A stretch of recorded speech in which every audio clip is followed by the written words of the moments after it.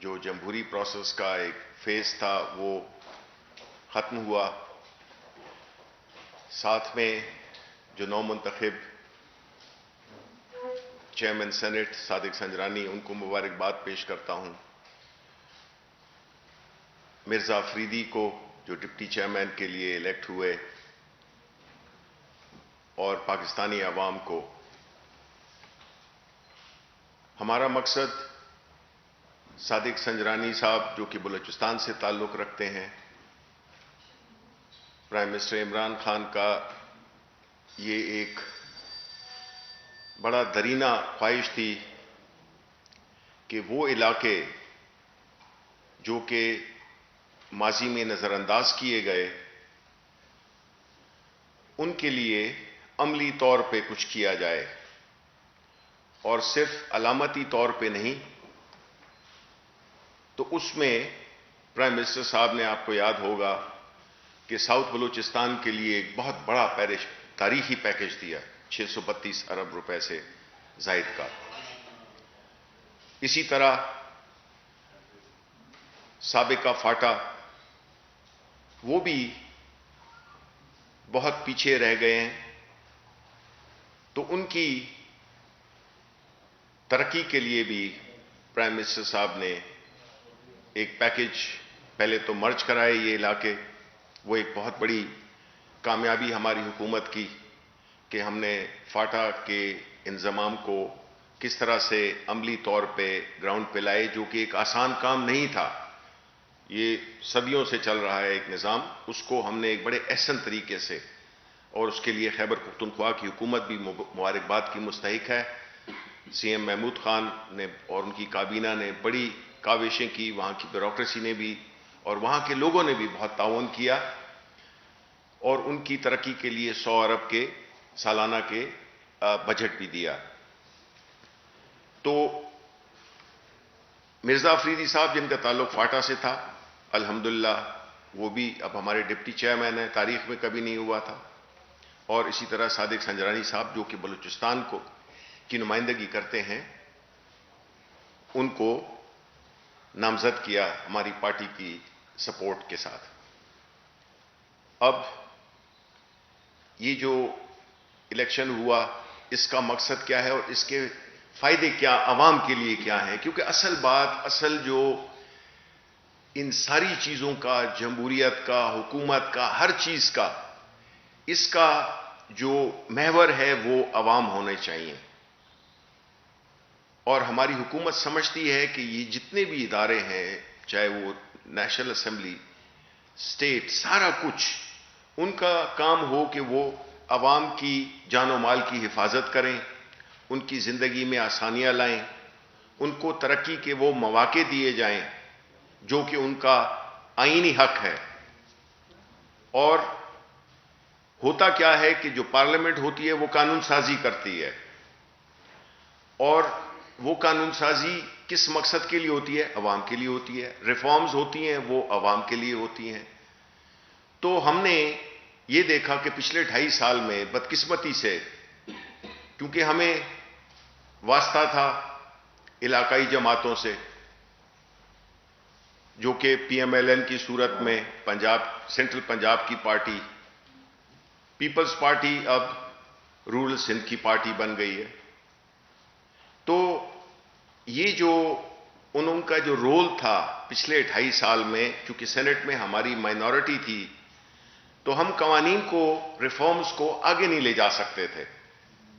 اور اس کی وجہ سے جتنے بھی مفاد عامہ، عوام کی بہتری کے لیے جو ریفارمز پرائم منسٹر صاحب لانا چاہتے ہیں، ہماری حکومت لانا چاہتی ہے، وہ آ کے سینٹ میں رک جاتا تھا. جس کی وجہ سے ہمارا جو ریفارم ایجنڈا ہے ہماری پارٹی کا، ہمارا جو مینیفیسٹو ہے، اس کو بہت زیادہ رکاوٹیں اس کے راستے میں حائل کی گئیں. کیونکہ اپوزیشن کا، ان کی سیاست کا مقصد صرف ذاتی فوائد حاصل کرنا، ایسے لوگوں کو پارلیمنٹ میں لانا جو کہ ایک خاص طبقے کی، ایک خاص گروہ کی مفادات کی تحفظ کر سکیں.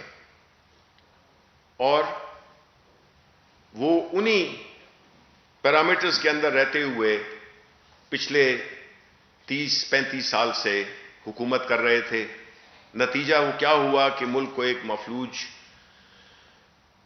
اکانومی، معاشی صورتحال، قرضوں سے بھرا ہوا ملک، ڈوبا ہوا ملک، ادارے بالکل مفلوج، اور عوام نہ ان کو انصاف نہ ان کو خوشحالی ملی، بلکہ الٹا ان کو، جن کو کہ عوام نے منتخب کیا تھا اپنی بہبود کے لیے، ان کی دولتوں میں بے پناہ اضافہ ہوا. نواز شریف اینڈ فیملی وہ ادھر لنڈن میں اور امریکہ میں اور پورے پاکستان میں جو اربوں خربوں کی جائیدادیں انہوں نے بنائیں، اسی طرح Asif Ali Zardari, Peoples Party and company. تو ہوا کیا کہ ان کی نہ صرف یہ خود لیڈرز جن کے کاروبار تھے، فیکٹریاں تھیں، زرداری صاحب کی شوگر ملیں بھی ہیں اور پتہ نہیں کیا کچھ ہے، اسی طرح نواز شریف ان کی بھی فیکٹریاں چل رہی ہیں. ایک فیکٹری تھی، جب سیاست میں آئے پھر 29 فیکٹریز بن گئیں. لیکن عوام کا کیا ہوا؟ ان کو ایک مصنوعی جھلک دکھا دی گئی اور عملی طور پہ کچھ بھی نہیں ہوا. ادارے جو کہ اصل ستون ہوتے ہیں کسی بھی ریاست کے، کسی بھی حکومت کے، ان کو انہوں نے کوئی توجہ نہیں دی، بلکہ ان اداروں کو استعمال کیا اپنے ذاتی مقاصد کو آگے بڑھانے کے لیے. اور یہ سارا کچھ منتج ہوا 2018 کے الیکشنز پہ، جس نے کہ عوام نے بھرپور انداز میں پاکستان تحریک انصاف کو، پرائم منسٹر عمران خان کی لیڈرشپ کو، ان کی آنیسٹی کو، ان کی دلیری کو، ان کے نڈرپن کو، ان کی کمٹمنٹ کو، جو کہ اس ملک کے لیے چاہتے ہیں، کیونکہ ان کو تو اللہ تعالیٰ نے سب کچھ دیا ہوا تھا، لیکن وہ زندگی چھوڑ کے اور انہوں نے عوام کے لیے وقف کر دی، جو کہ شروع ہوئی شوکت خانم کینسر اسپتال سے اور یونیورسٹی سے، اور جتنے بھی رفاہی کام انہوں نے کیے، بیکاز بنیادی طور پہ ان کے دل میں ان لوگوں کے لیے درد تھا جو کہ اس ملک میں ہمیشہ اگنور بھی ہوئے ہیں اور ان کا استحصال بھی کیا گیا ہے. اس دوران میں جو ہم نے کوشش کی کہ اس ملک میں جو پارلیمنٹ ہے اس میں آنے والے لوگوں کے لیے ایک معیار ہو، ایک ایسا طریقہ کار ہو جس میں کہ پیسے کی سیاست نہ ہو اور قابلیت اہلیت کی بنیاد پہ لوگ پارلیمنٹ میں آئیں اور عوام کے مفاد کے لیے وہ قانون سازی بھی کریں اور ان کے لیے آواز بھی بلند کریں. پاکستان تحریک انصاف الحمدللہ چونکہ اب نیشنل اسمبلی میں بھی ایک سب سے بڑی پارٹی بن کر ابھری ہے اور سینٹ میں بھی الحمدللہ ہماری پارٹی ایک سب سے بڑی پارٹی بن کے ابھری ہے. اور جو وجہ ہے وہ بنیادی طور پہ وہ نظریہ، وہ جستجو جو کہ عوام کے لیے ہے، انہوں نے ہمیں اس صورت میں پہنچایا. جبکہ وہ جماعتیں جو کہ پچھلے 40 سال سے حکمران تھیں، ان کی پارٹیوں کو ایک علاقائی جماعت میں تبدیل ہو گئیں.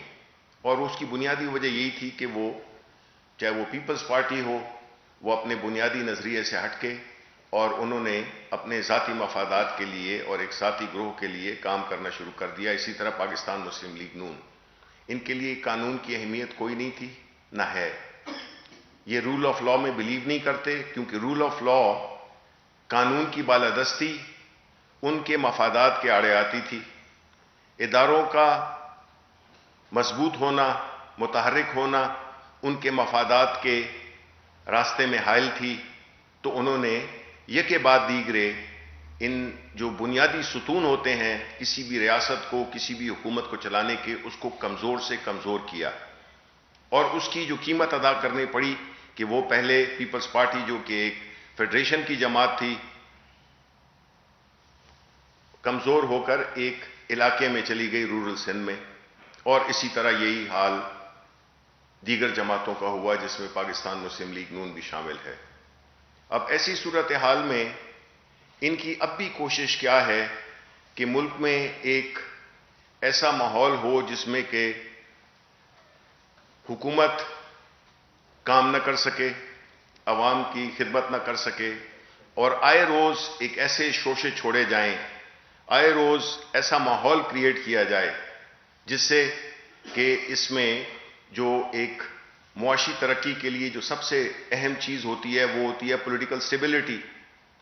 اب پولیٹیکل سٹیبلٹی جب نہیں ہوگی تو اس کا نقصان کس کو پہنچے گا؟ ملک کو پہنچے گا اور عوام کو پہنچے گا۔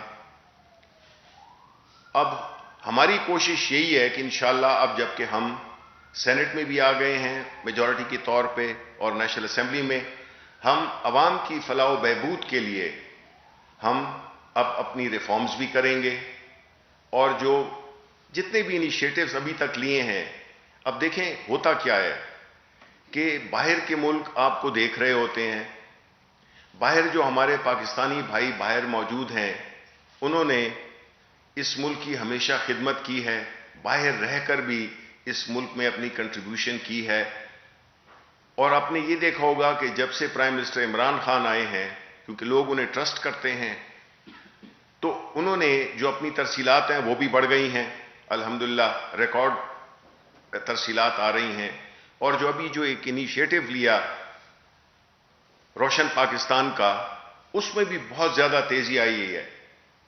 670 ملین ڈالرز جب سے بھی شروع ہوا ہے، میرا خیال ہے کہ ایک مہینہ ڈیڑھ مہینہ بھی نہیں ہوا، اور اس میں یہ ترسیلات آ رہی ہیں۔ اسی طرح جو انڈسٹریز کے لیے، اکانومی کے لیے جو بھی سٹیپس لیے جا رہے ہیں، اسے اکانومی جو کہ کووڈ سے اتنی متاثر ہوئی تھی، اور ساری دنیا میں ابھی بھی کووڈ ہے، بلکہ ابھی تیسری لہر بھی آئی ہے، اس کو جس کامیابی کے ساتھ ہماری حکومت نے ڈیل کیا کہ ہماری اکانومی الحمدللہ اس میں پھر جان آ گئی ہے اور کافی متحرک بھی ہو گئی ہے، اور اس کی جتنے بھی کارپوریٹ ریزلٹس ہیں وہ اس میں بھی نظر آ رہا ہے، اور چیزیں مہنگائی کا چیلنج یس ہے، مہنگائی کا چیلنج ایک ایسا چیلنج ہے جس کے لیے پرائم منسٹر صاحب نے اپنی پوری جو توجہ ہے وہ مرکوز کی ہوئی ہے، اور وہ روزانہ کی بنیاد پر مانیٹر کر رہے ہوتے ہیں کہ یہ اب ہمارا وہ ہے، سب سے بڑا چیلنج ہے، اور اس کے لیے جس طرح کہ اس دن بات بھی ہوئی تھی کہ ٹارگیٹڈ سبسڈیز بھی آئیں گی، اور ان لوگوں کو سبسڈیز دی جائیں گی جو کہ اس کے مستحق ہیں۔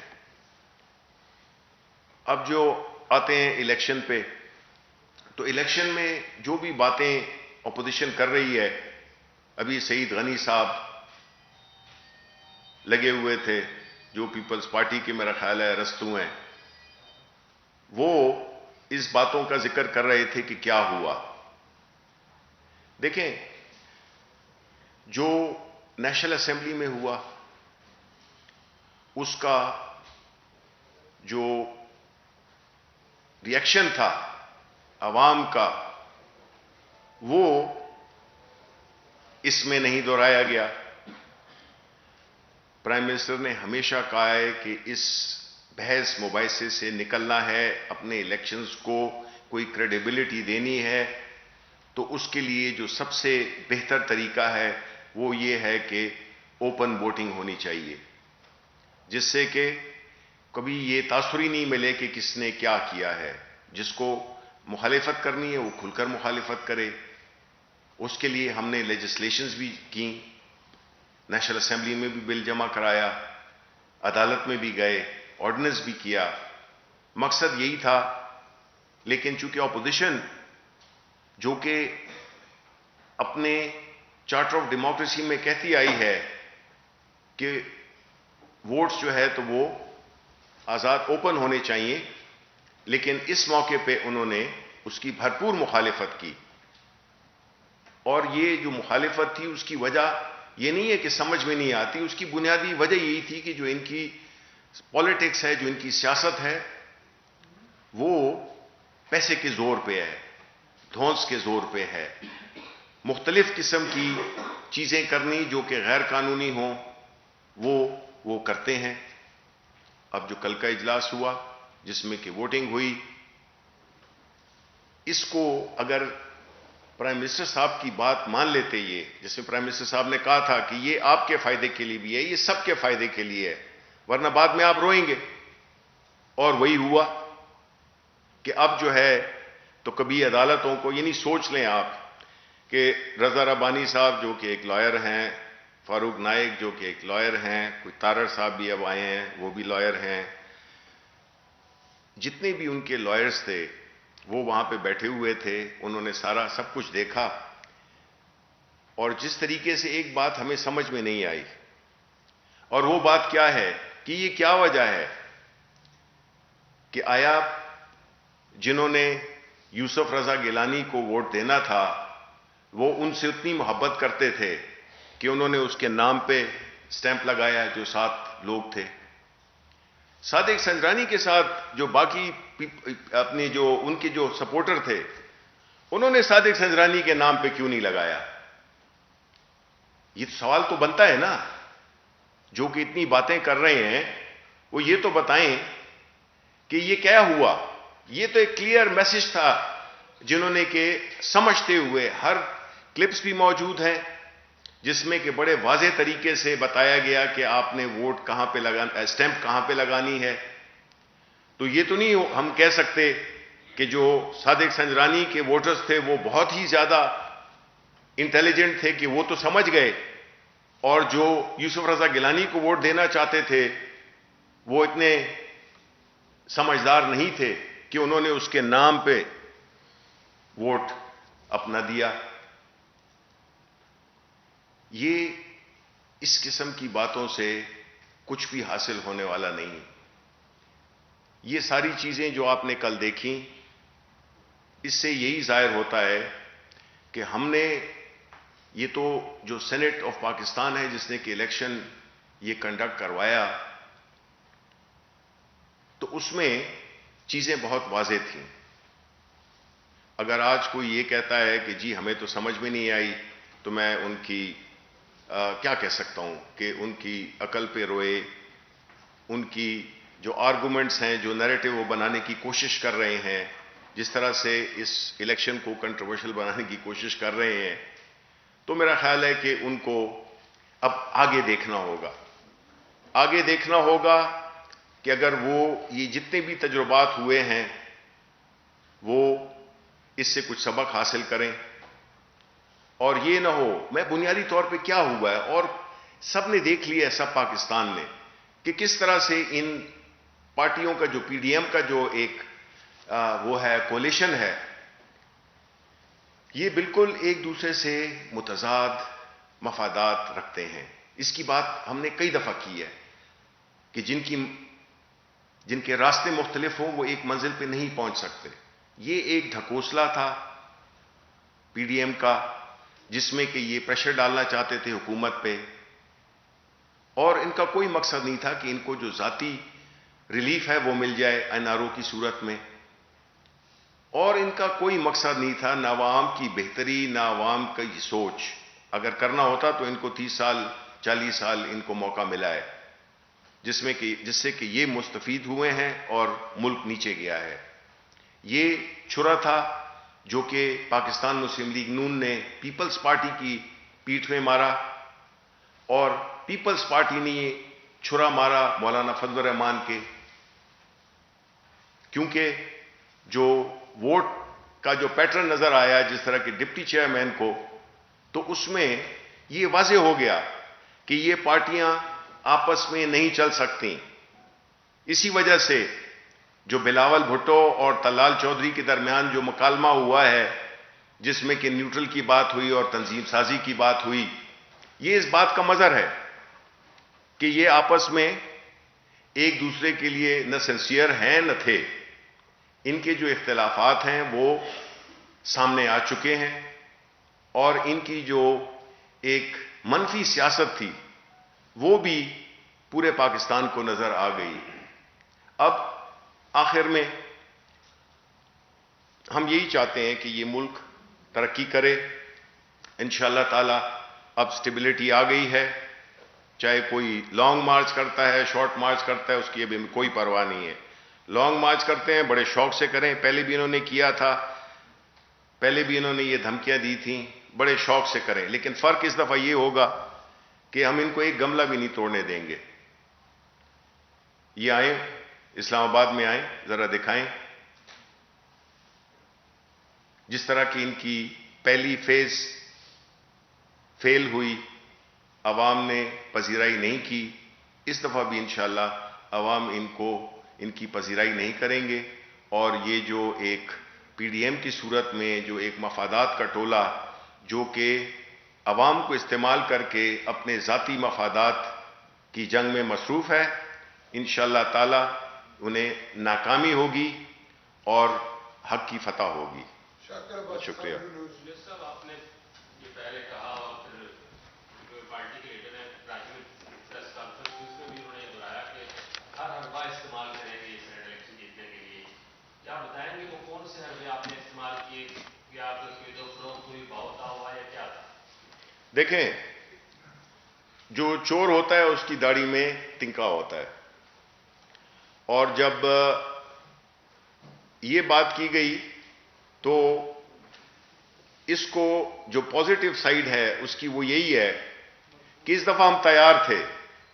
ہم جو چور ہیں، جو کہ ووٹ خریدتے ہیں، جو کہ ووٹ بیچتے ہیں، سب پہ ہماری نظر تھی، اور ہم نے ہر وہ حربہ استعمال کیا جس سے کہ یہ الیکشن شفاف ہو. ہر وہ قانونی، ہر وہ آئینی، ہر وہ سیاسی، ہر وہ اخلاقی. دیکھیں، ہماری پارٹی کی بنیاد ہی اخلاقیات پہ ہے، لیکن جس طرح میں نے کہا کہ یہ اخلاقیات کا مطلب یہ نہیں ہے کہ وہ ہمیں ایک تھپڑ ماریں اور ہم مسلمان ہیں. یہ نہیں ہے کہ ہم دوسرا گال آگے کریں. یہ نہیں ہو سکتا کہ ہم ان کی جو بھی وہ غلط کام کرتے ہیں تو ہم ان کو روکیں نہیں. قانون، چونکہ حکومت ہماری ہے، ہماری رسپانسبلٹی ہے کہ چیزیں قانون کے مطابق چلیں، آئین کے مطابق چلیں. اور ہم نے یہ کل ثابت کیا کہ جو کل کا الیکشن ہوا اس میں کوئی ایسی بات نہیں کی، ہم نے کوئی سٹیپ نہیں لیا جس سے کہ یہ تاثر مل سکے کہ ہم نے الیکشن کو انفلوئنس کرنے کی کوشش کی ہے. یہ سوالات اب پیچھے رہ جانے چاہیے. اب آپ کو آگے کی طرف دیکھنا ہوگا اس ملک کو سٹیبل کرنے کے لیے، جو کہ الحمدللہ وہ ہو رہا ہے. ہماری اکانومی ریوائیو کر رہی ہے، اور اب ہمارا جو محور ہے وہ عوام اور ان کی جو تکالیف ہیں ان کو دور کرنا، سروس ڈیلیوری کو بہتر بنانا، گورننس کو بہتر بنانا، یہ اب ہمارے چیلنجز ہیں. اب پی ڈی ایم جو ہے تو وہ پیچھے رہ گئی ہے، وہ ایک ماضی کا حصہ ہے، قصہ پارینہ ہے، ان کی تدفین ہو چکی ہے. سو اس لیے ان کی باتوں کو اب ہم دوبارہ نہیں، اور ہم اس میں انگیج ان کو نہیں کریں گے. ہاں، ان کو چاہیے کہ جو بھی انہوں نے اس ملک کے ساتھ وہ کیے ہیں اس کا آ کے کفارہ ادا کریں، عوام سے معافی مانگیں، اور ایک نئی اننگز کا آغاز کریں، جو کہ بڑا مشکل نظر آتا ہے، لیکن کم از کم کوشش تو کرنی چاہیے ان کو.